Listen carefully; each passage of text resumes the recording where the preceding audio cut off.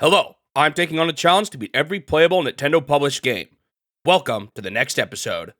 The next game is Game & Watch Popeye. That's right, we're back with another title called Game & Watch Popeye. That being said, this one is totally different than the version we looked at before. This one was the fourth and final game in the Table Top series as they shifted focus to the more portable Panorama series going forward. Like most of the other tabletop games, this one also got a port to the Panorama series, and since the internals of these two versions are identical, I'm treating them as the same game for the sake of this challenge. After booting this one up, you can immediately tell that this one is pretty unique. In this one, Brutus has Olive Oyl tied up on a ship, and it's up to Popeye to rescue her. You play as Popeye, and you have to fight Brutus in an all-out brawl. I don't know if I would go as far as to say this is a fighting game, but it does get pretty close. There are only 3 inputs in this one: left, right, and punch.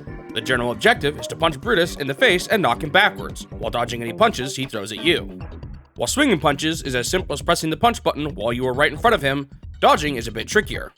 You have to press the right button to move away from him, and then move back to the left once it is safe.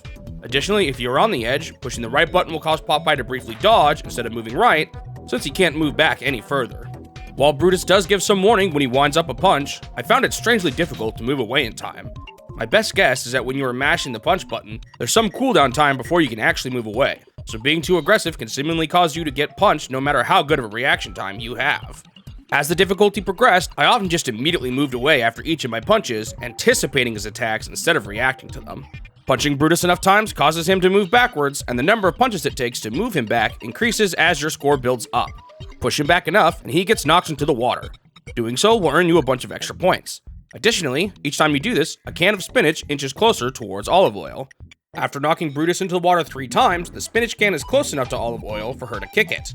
When this happens, after you get Brutus to the edge, Olive Oyl will kick down the spinach. Grabbing it will cause Popeye to power up and knock Brutus onto a nearby hook.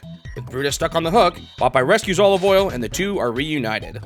You earn a bunch of points here, but since this is a high score chaser, she is suddenly captured again a moment later.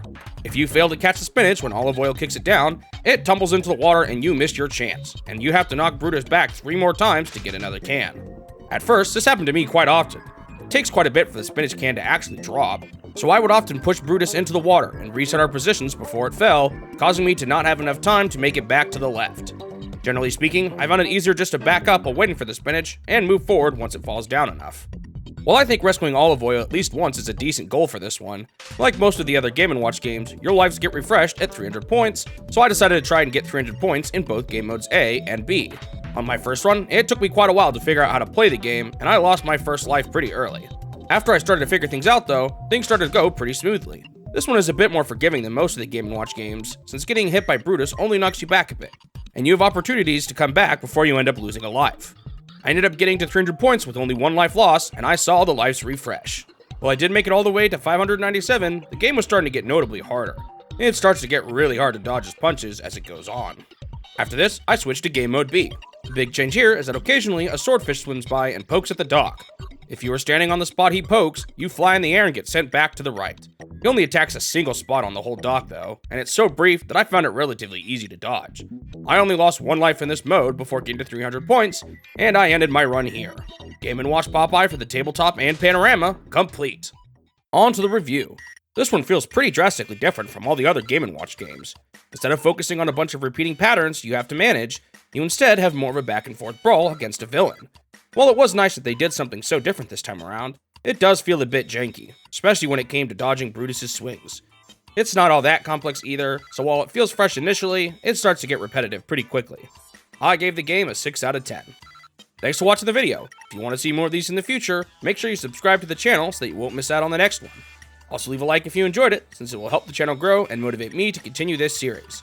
I hope I will see you in the next step of my quest to beat every Nintendo game.